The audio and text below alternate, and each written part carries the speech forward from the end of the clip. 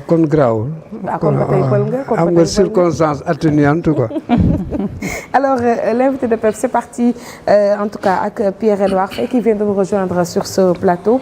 Pierre qui reçoit aujourd'hui monsieur Lamine Diack Diouf il est ingénieur géologue pétrolier monsieur Diouf ñu ngi lay nuyu bu baax a baax di dalal ci réveil bi. waaw kay maa leen di fay di kontaan di ñëwaat ci réveil parce que ñëwoon naa fi temps yii rek. kontaan naa trop trouver seen plateau. mu ngi noonu fas yéene ñoo waxtaanee ak yow lu bare bare en tout cas sujet bu ñu itteel ndax dañoo am pétrole nag. incha allah moom soxla leen moom waxtaan moom. waaw alors Pierre-Edouard Faye. waaw bonjour soxna Aïcha bonjour maa ngi lay nuyu. borom conférence de presse bu rëy ba ca palais de la République. posé fa question bu rëy. question bu rëy nga posé. est-ce que du moo andi coow li. ay goromu rek lay wax. yaa duggal fi ne nii Diomaye ci cadre ci situation yu ne. ah non non Diomaye il a du répondant.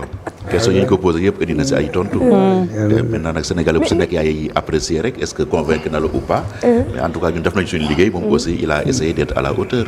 C'était le plus important. mais Edouard comment tu trouves notre nouveau président. oui bon man personnellement par rapport ak sa entretien bi nga defoon avant ak après. waaw c'est ça personnellement bon c'était pas la première fois ma koy interroger. donc rappelé nga ko à 5 jours de la présidentielle defoon nañu entretien ak moom. ak bi passé il s'est bonifié. physiquement d'abord. dafa gën a leer. leer na. boo xoolee kanam gi rek xam ni ñu koy defal soin de visage. ah oui wute nag avant présidentielle bi. il s'était bien habillé. sur le plan également de la profondeur aussi voilà il s'est beaucoup bonifié. il s'en sort. Et il a beaucoup appris. Oui. En si peu de temps, en 3 mois quand même, voilà, il s'est beaucoup amélioré quoi. Et donc son staff, les gens qui le conseillent tamit ont fait un bon travail. Moom aussi, il a été attentif certainement si liñ koy jàngal yëpp. pour yi jàll na. Alors Pierre comme sans plus tarder, on va essayer aussi de savoir un peu du pétrole parce que lu ñu itteel la tey comme on a l'immense plaisir de recevoir un ingénieur pétrolier, pourquoi pas en parler léegi ak Lamine Diack Diouf, il est déjà présent. waaw Lamine Diack Diouf nekk d'ailleurs premier ingénieur pétrolier du Sénégal. Depuis le 11 juin passé, le Sénégal est devenu officiellement pays producteur de pétrole. Léegi gouvernement bi nag nee na contrat yi dañu koy renégocier waat wax nañ ko conseil des ministres semaine passée président barki démb ba muy def jàkkaarloo ak journalistes yi réaffirmé na ko. Alors yan levier concrètement le Sénégal mën a am pour mën a renégocier waat contrat yooyu Lamine. waaw bonjour Pierre. Bonjour. Donc voilà je pense que yàlla def na Sénégal am na pétrole aussi commencé nañu exploitation bi loolu lu am solo la léegi évidemment comme vous le savez contrat bu mënti gis mën nañ ko améliorer contrat bu mënti mën nañ ko améliorer donc les contrats ont été signés dans une période boo xam ni ñu ñoo soxla woon parce que pétrole comme vous le savez dafa nekk loo xam ni lu jafe wut la benn tonne pétrole rek ça coûte 60 milliards de francs CFA parce que problème moo di il ne faut pas perdre de vue que pétrole du ku nekk mooy tëb wut ko am ko parce que y a des défis technologiques parce que Sénégal ñun ba ñu nekkee Petrosen di fa liggéey indi woon nañu ay sociétés américaines ay sociétés françaises Total nekkoon na fi Elf nekkoon na fi Elf moo def puits de pétrole bi gën xóot Sénégal 5000 mètres mais onshore ci kaw suuf si maintenant pour forer ci géej gi dafa am ay contraintes parce que ci biir ndox la am ay pression et puis aussi y a des risques donc Sénégal wër nañ pétrole fu nekk amuñu ko mais ñu ngi ko am profondeur bu mag grande profondeur d'eau en offshore mais grande profondeur d'eau parce que y a offshore boo xam ni dafa nekk ci wetu côte bi offshore peu profond mais dafa am offshore profond offshore très profond te pour forer en offshore très profond dafa laaj technologie benn dafa laaj moyen parce que wax technologie wax moyen donc pour gis pétrole boobu dafa laaj xarañ dafa laaj moyen dafa laaj technologie pour gas ba yegg ci suuf da ngay gis ay 2000 mètres 3 mètres de colonne d'eau da ngay def ay tiges ay tubes colonne d'eau 3000 mètres ba pare soo koy laal xeer bi pour wàcc suuf wuti pétrole bi donc dafa laaj moyen alors de telle sorte que. te moyens yooyu ñun amuñu ko. amuñu technologie bi amuñu moyen yi. amuñu technologie amuñu moyen yi donc ça a été une bonne chose que vraiment ñoom ñu ñëw foore ko gis ko c'était pas évident. loolu nekk lu am solo bon léegi li nga xam ne moom moo des mooy président comme ni mu ko waxee neen dana waxtaan ak ñoom comment ce que je retiens de son discours c'est que je me suis rendu compte parce que bon peut-être que danañ fi ñëw plus tard mais le discours du président comme ni nga ko doon waxee léegi mën nañ ci am ñaari njàngat bu njëkk bi mooy moom ci boppam personnalité am ak beneen njàngat mooy discours bi ci boppam le contenu donc moom wax naa effectivement ci affaire affaire pétrole bi ak contrat yi nee na danañu waxtaan. waxtaan ça veut dire que dañuy toog ñu waxtaan xool nu ñu mën a def ba ku nekk gis ci bopp. donc du conflit du xëccoo du nekk loo xam ne day indi donc dégg nga maam contentieux. donc loolu c'est tout à fait possible waxtaanaat xoolaat termes yi nga xam ni xëy na mën nañ ko améliorer lan lañ Sénégal di bàyyi pour société bi nangu Sénégal yokk pourcentage am wala Sénégal yokk ay conditions c'est ça. Est-ce que Sénégal am na marge de manœuvre bu conséquent bu ñu xamee ne multinationales yooyu bu ñu ñëwee di négocier contrat pétrolier mais elles s'entourent de toutes les garanties dañuy ñëw ak ay cabinet d'avocats yu mag jéem a verrouiller contrat yi à leur faveur. Oui, mais c'est pas dit qu'on ne peut pas trouver d'entente. Il est certain que les sociétés yi nga xam ne def nañ ci investissement yi danañu essayer retrouver seen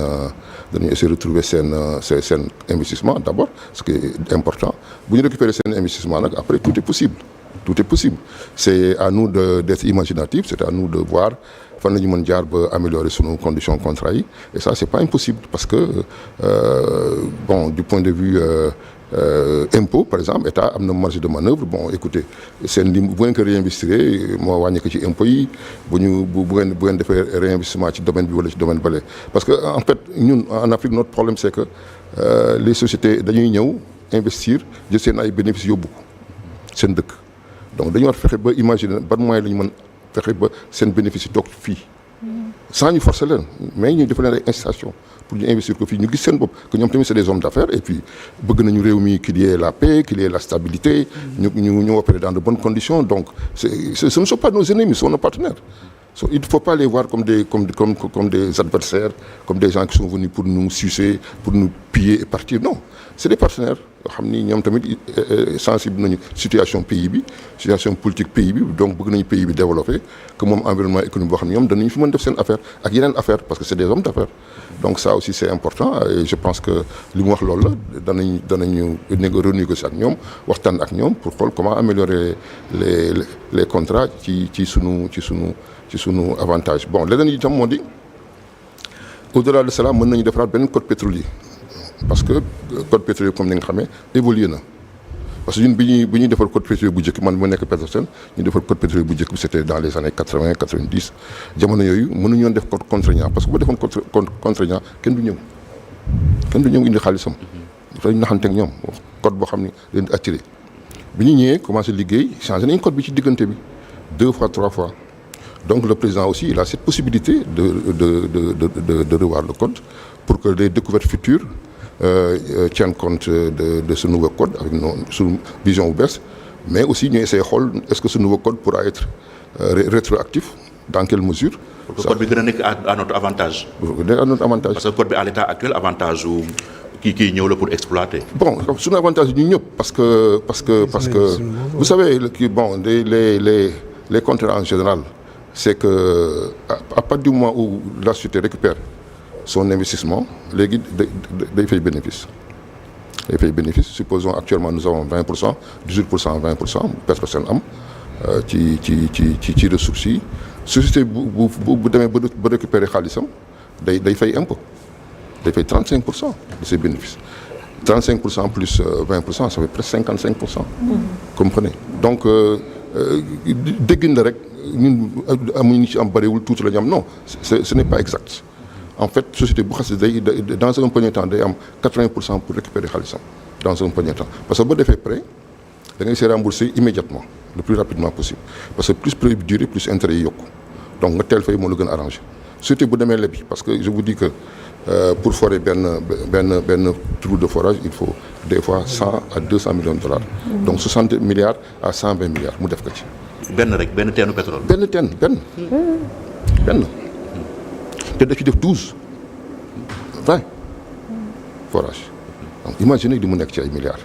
Ensuite développement bi parce que mën nga forer trou mais après il faut développer dégg ngeen ñuy wax bateau bi koy exploité jóge na fii dem na fii. ñëw na fii donc di koy exploiter aussi structure yi koy exploiter dañ koy defar ci biir géej dañ fay couler ay pieds en béton pour teg fa structure yi tout ça c'est de l'argent kii bi koy génne aussi pétrole bi bu ñëwee bi koy manque bateau bi xaalis la ça coûte des milliards donc léegi ñun je crois que mën nañ xool dans quelle mesure nous pouvons augmenter notre pourcentage d'intérêt bu société bi récupérer donc investissement. mais justement ñu bëri loolu la ñuy invoqué dañu naan société bi bu jógee bitim réew ñëw ay risques day jël ay risques parce que déjà dara wóoru ko ni fi muy ñëw pour explorer dina fa fekk pétrole et tout ça. Tout à fait. Donc nag c'est normal peut-être que contrat bi nekk en sa faveur loolu est-ce que argument bu valable la parce que bu ñu xoolee australiens yi nekk fële Sangomar ñu ngi fi depuis 2004 depuis 20 ans. Bon, c'est pas que dañu doon nekk en leur faveur bon comme j'ai dit ñoom li ñuy assuré moo ñu récupérer seen investissement vraiment bu ñu xasee ba récupérer seen investissement maintenant il y a les lois du pays dañuy fay impôt déjà ce pays dana ci am 20%. 18-20%, mais après bu ñu xasee ba récupérer seen investissement pays bi dana ci am 35%. Donc en fin de compte pays bi di am 55%. Donc c'est pas tout à fait à leur avantage dans l'absolu, n'est-ce pas? Donc c'est comme ça qu'il faut voir la chose que bon les ingénieurs qui ont négocié, les avocats, les gens du ministère du pétrole qui ont négocié, qui ont discuté, c'est des cadres. C'est des cadres. Et puis aussi, ce que les gens ne comprennent pas, c'est que c'est des contrats. Il n'y a pas que le département des mines qui négocie les contrats. Il y a le département des mines, il y a le département, il y a les finances. Parce que l'argent, c'est les finances. Si les finances ne sont pas d'accord, ça ne passe pas, n'est-ce pas? Il y a l'environnement. Donc c'est tout l'État, c'est tout le gouvernement. Voilà, moi je peux vous dire que j'ai évolué dans le pétrole pendant 15 ans, mais après je suis allé dans les mines pendant 20 ans maintenant, n'est-ce pas? Mais au niveau du ministère déposer demande, dañ koy étudier après dañ koy yónnee bu ngeen demee ba signer war ko signer convention bi dañ koy yónnee ministère des finances ñu xool ko pour xool si c'est adéquat ak législation fiscale bi ak impôts yi bu kii dañ koy rejeter, comprenez? Des fois, ça prenait 3 mois avant finance joxe visa. Après, on a dit, bon, on donne 3 semaines aux finances. Si on joxe un visa, on répète que c'est bon. Vous comprenez? Donc, c'est pas quelque chose de léger. C'est pas quelque chose qui passe comme ça. Faut pas le croire. C'est tout un État qui négocie. Tout un État qui négocie. Département des mines, les finances, l'environnement. Environnement, parce qu'il y a un impact environnemental. Environnemental. Par exemple, moi, j'ai un permis d'exploitation minière. J'ai eu ça en 2021, n'est-ce pas? Il a fallu un an et demi pour moi am quitus environnemental. Donc mine mi ngi fii, on peut l'exploiter. Sortir de l'argent, on a investi des milliards, n'est-ce pas? On est prêt à exploiter, mais il faut attendre le quitus environnemental. Un an et demi. Ngay daw ci gannaaw quitus environnemental. Alors que tu as investi, tu connais à payer des gens. Donc il faut pas croire que l'État dana yombal affaire yi comme ça, hein. C'est pas aussi simple, quoi. C'est toute une chaîne. Hein? Comment? C'est toute une chaîne. C'est toute une chaîne. Et puis chaque chaîne, des fois, il y a des conflits au sein du gouvernement entre l'environnement et le ministère des Mines. Tout à fait. Entre le ministère des Mines et les Finances. Il y a des conflits des fois, n'est-ce pas? Et ça retarde les dossiers. Ça retarde les dossiers, mais c'est comme ça, c'est la législation, c'est la légalité. Quand, à vrai dire, ce qu'il faut dire aux Sénégalais, moi, que ça ne serait pas chose facile. Non, pas du tout. Pas du tout, c'est pas chose facile. Mais comme je l'ai dit, bon, nous sommes en pétrole. C'est positif. Il y a 10 ans, amuñu ko woon tey ñu ngi wax sax bon le contrat est baaxul ak c'est un avantage, c'est pas un avantage, mais au moins am nañu pétrole et ça c'est important. Et donc je pense que bon loolu nekk na loo xam ne c'est important. Bon, ce que je veux retenir, c'est que je sais que d'après ce que j'ai entendu, n'est-ce pas, avec le discours du président, comme ni nga ko waxee kii nga ko j'ai suivi votre échange, votre interview avant les élections au niveau de Kaolack, l'hôtel de Aljana de Kaolack, c'est ça, absolument. Ensuite, vous êtes un fidèle suiveur de Walf alors. N'est-ce pas? J'ai suivi aussi donc cette interview. Et ce qu'on peut en retenir, c'est que moi, en tout cas, li ma intéressé, li ma ci retenir moo di, je vois que le président c'est un homme de dialogue. Et ça c'est important. Parce que ce pays-là, c'est ci wolof. Bon, président nekk na koo xam ni nitu dialogue la ci ni ma ko déggee. bi ma ko déggee avant élection yi bi ngeen waxtaanee ak bi ma ko déggee keroog. waaw léegi maa ngi dugg ci entretien bi ma dem peut-être am na benn question ci pétrole bi. léegi ok waaw. bon yëgal nañ ne moom déjà 2 cargaisons ont été vendues. Comment? 2 cargaisons ont été vendues. 2 cargaisons. Allez, comment se passe la vente? Deuxième préoccupation. Quel est le processus d'intégration de l'OPEP? Bon, le processus d'intégration de l'OPEP du point de vue juridique, du point de vue législatif, ça je ne peux pas vous le dire, je ne suis pas spécialiste dans ça.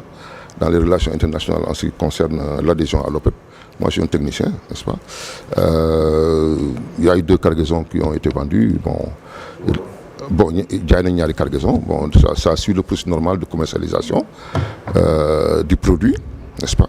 Maintenant, il y a aussi le fait que comme ni ma koy faral di wax toujours Sénégalais yi bu ñu xaar lépp ci état bi bu ñu yaakaar lépp ni li état bi di jot rek loolu moo am solo ci ressources yi comme ni ma koy faral di wax ñun dañu war xool nu ñu ci mën amee le maximum d'avantages parce que ces ressources-là li ñu war xool moo di ñun les privés ñun les nationaux les privés les Sénégalais lan lañ ci mën am lan lañ ci mën am par exemple danañu produire pétrole danañu produire gaz mais nee nga cargaison ay bateau la ñoo ko yóbbu ñun tax du ñu war a wuti ay bateau ñun ay Sénégalais ñu jëndi bateau di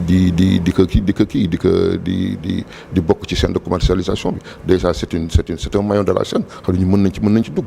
n'est-ce pas donc bu ñu xoolee li état bi di am ñun nañu xool ñun Sénégalais lan lañ ci mën am bon ensuite méthane danañu am méthane bientôt fale au nord dañuy produire gaz mais gaz bi lan moo koy yóbbu ay méthaniers xam nga méthanier ñaata lay jar 120 milliards de francs CFA benn méthanier mais boo ko loué yaa ngi koy loué $500,000 par jour 300 millions de francs CFA par jour benn méthanier.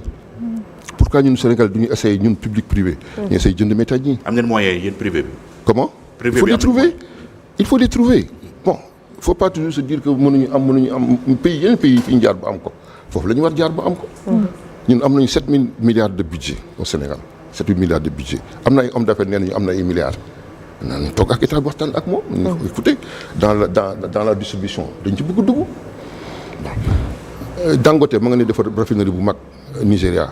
nañ dem waxtaan ak ñun privé kii dañu bëgg dugg ci de transformation bi donc chaîne de valeur yi il faut ñu xool comme que léegi sax transport bi kii nu mu tuddee ci pétrole bi parce que am na aussi pétrole bi bu fekkee dañ koy produire am na ay tuyaux yu ñuy wax ay pipeline foofu lay jaar transport sous-marin mais tuyaux yi transport ñun Sénégalais mënoon nañ ci dugg xool dañ leen ci investir pour assurer chaîne boobu vous comprenez donc il y a des possibilités. dina fàtt sax chômage bi.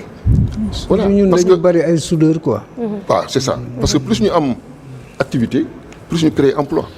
mais ñu ngi dégg tamit ñu ngi naan monsieur Diouf. que pétrole bu baax la ñu am. loolu est-ce que mën nga ko certifier en tant que. pétrole bu baax oui lu baax très bonne qualité. donc ñëpp bëgg nañ ko Allemagne bëgg na ko bon am na defe naa première kii ñu koy jox sax Allemagne ci la bokk. première cargaison foofu lay dem. donc oui kooku loolu du problème. mais ñun on est un pays gazier que pétrolier. waaw gaz la ñu ëppale que pétrole. mais gaz bi dafa bëri gaz bi dafa bëri. c'est ça gaz bi dafa bëri mais problème bu ëpp valeur gaz beeg pétrole bi. bon pétrole bi daal dafa daal moo ëpp bayre en tout cas. écoutez ça dépend stratégie bi ngay mettre en place parce que valeur du point de vue commercial am na mais valeur du point de vue développé ce pays am na aussi parce que bu fekkee ne gaz bi valoriser nañ ko ñun mine yi par exemple dañu jël gasoil di exploiter sunu mine yi engins yi machines yi di dox au gasoil mën nañu essayer xool ni ñu fexe ba mu dox au gaz déjà day tax ñu wàññi sunu consommation gasoil ensuite gaz yi moo gën yomb donc day wàññi coût de production day yokk bénéfice au état bi comprenez donc loolu nekk na loo xam ne lu am solo la ensuite leneen di itam moo di bu ñu xoolee nu ñu fexe ba aussi transformer gaz bi def ko électricité dana tax Senelec li muy utiliser gasoil pour defar électricité day wàññeeku et bu boobaa coût de production courant bi day wàññeeku bu boobaa courant bi day wàññeeku bu boobaa coût de production bi day wàññeeku. usines yi yeeg Walfadjri yi da ngeen di fay courant day wàññeeku usines yi day wàññeeku salon de couture yi salon de coiffure yi dégg nga usines yi yëpp coût de production day wàññeeku. donc day yokk marge société yooyu ñu def bénéfice te bu ñu defee bénéfice état bi day gën am rentrer donc au niveau de ces caisses. et ces sociétés là léegi xaalis bi dana circuler ba ñu mën créer emploi diversifier activités yi investir ci mbay mi investir ci napp gi investir ci càmm gi parce que développement bi dëgg-dëgg foofu la ci mbay bi. bu ñu fexee ba Sénégal comme man ni ma koy waxee toujours. Sénégal dafa war nekk l'Ukraine de l'Afrique de l'Ouest parce que mën na nekk am nañ ndox am nañ suuf am nañ lépp léegi mbay mi bu ñu ko développé daan dem nga xam ni dootuñu dem Ukraine di wuti ay blé wala ñu dem feneen dañ koy bay fii bu ñu bayee fii blé ah dégg nga maam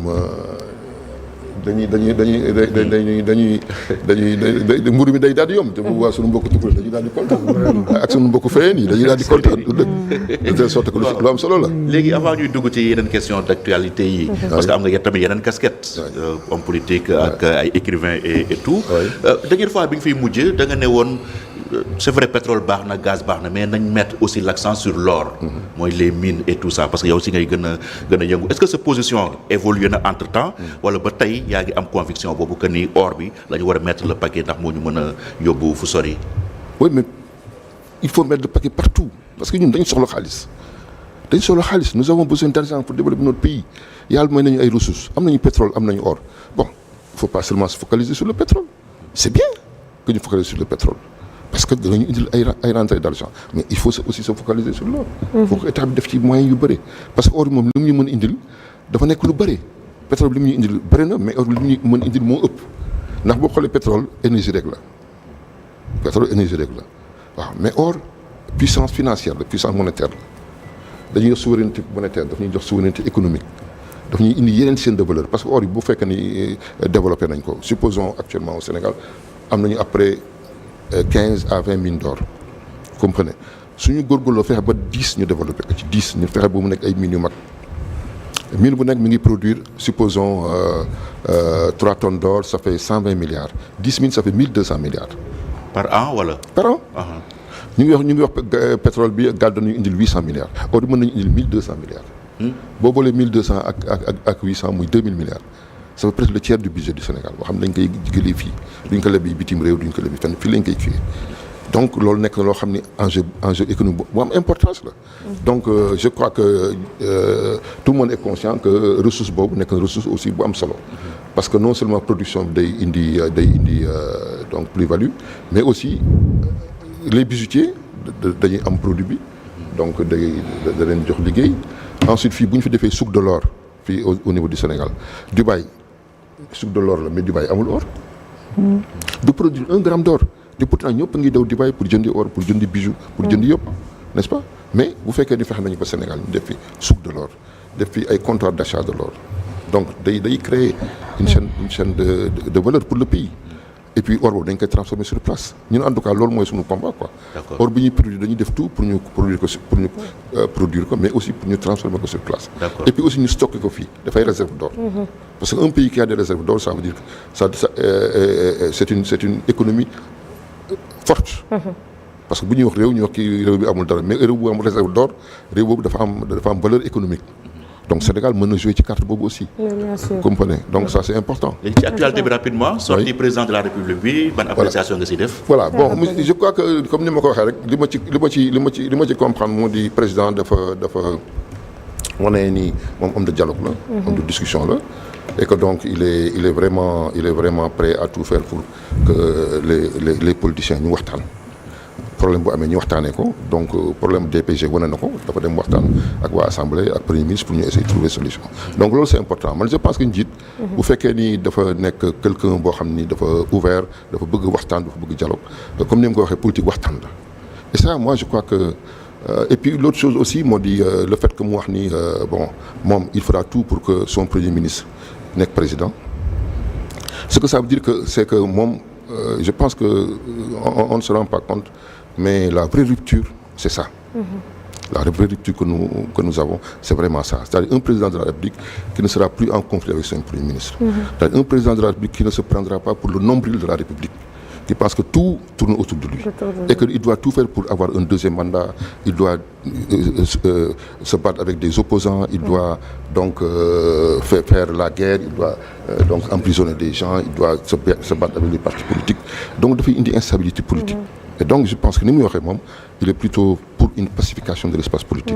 Et ça c'est très important. À vrai dire c'est une vraie rupture. Voilà donc loolu mooy rupture bi en fait. li ci des nag moo di comme ni ma koy waxee moo di Sénégalais yi je crois que bu ñu comprendre loolu maintenant au fond du discours on a parlé des impôts, on a parlé de renégociation de contrat, on a parlé de beaucoup de choses mais ce que je voudrais juste dire moo di en fait impôt dañ ko war moduler c'est-à-dire mënuñu jël parce que impôt la politique fiscale c'est quelque chose boo xam dañ koy créer.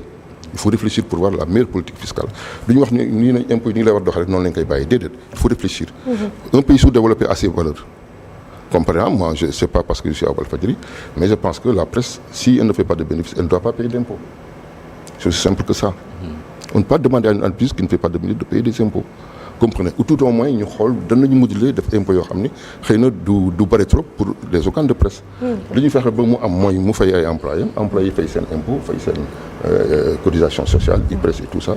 Mais pour ce qui concerne à proprement parler les entreprises donc on ne doit pas les imposer. En tout cas, parce que le problème moo di vous savez la loi c'est un consensus. Personne ne peut dire que voilà loi bi ñu lay demee rek la loi est au-dessus de tout le monde. Non, la loi n'est pas au-dessus de tout le monde. C'est le citoyen qui est au-dessus de la loi. La Constitution n'est pas au-dessus du citoyen. C'est le citoyen qui est au-dessus de la loi.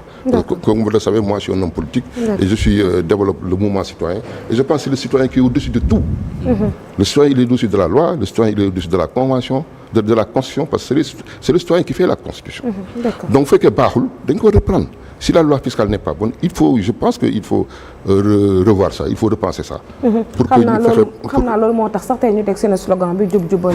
Comment? Jubal ma ne xam naa loolu moo tax sax ñu def seen slogan bi jub jubal jubanti pour rectifier beaucoup de choses en faveur des populations. Bon, peut-être pour daanelee foofu parce que waxtu bi xoj nañu. C'est certain qu'il faudra rectifier des choses parce qu'un pays n'est jamais parfait, un pays n'est jamais donc une république n'est jamais parfaite. C'est quelque chose en évolution, en mouvement, mais il faut faire en sorte de privilégier la discussion. Il faut écouter Lamine Diack Diouf, il faut écouter Pierre-Edouard Faye, il faut écouter donc et loolu président bi dégg naa ko aussi mu wax ko mu ne day déglu opposition parce que lu ci positif mu jël ko. C'est ça. Moi je crois que c'est ça un pays. Il faut discuter, il faut dialoguer parce que le Sénégal c'est un pays de dialogue. D'accord. Le président Senghor lu ñu ko contre moi je suis contre le président Senghor. Je suis à 90% contre le président Senghor parce que c'est lui qui a permis cette ouverture qui a fait de nous que nous sommes des assimilés. Voilà, Sénégalais, l'homo sénégalensis a été complètement dévoyé. Nous sommes vraiment qui. Mais au moins il a créé quelque chose. Il a créé deux choses. Ben moo di c'est un homme de dialogue. Il a dialogué. Deuxièmement moo di c'était un homme de culture. ba ñëpp Sénégalais bu gis dafa bëggoon culture. dafa bëggoon jàng ñun je me souviens sunu temps ñun dañ daan jàng bëgg jàng Karl Marx, Engels, Hegel, Kant yëpp dañ daan naan livre de sunu on voulait des têtes. Et ça, malheureusement, au Sénégal, nous avons perdu ce goût du savoir, nous avons perdu ce goût de la connaissance. Et je crois que c'est ça qui fait en sorte que le Sénégalais est devenu violent, parce que le Sénégalais n'a plus de culture. Le Sénégalais, dafa daan muñ, dafa daan gëm, c'était un bon croyant. Vraiment, et léegi Sénégalais nangatul xaar, nangatul muñ. Et ça, dans la vie, il faut être patient, il faut réussir. Merci. En tout cas, voilà le message boo xam ne dinañ am occasion gën koo yaatal incha allah volet éducatif bi am na solo lool. Lamine Diack Diouf la woon ñu fàttali ingénieur géologue la pétrolier nekkoon ganu Pierre-Edouard Faye. Pierre, merci. Merci beaucoup maa ngi leen di gërëm bu baax di gërëm suñu invité ak ñëpp ñu doon suivre jamono ji. jaajëfal la bu baax a baax léegi sans plus tarder dañuy dem ci la chronique du jour.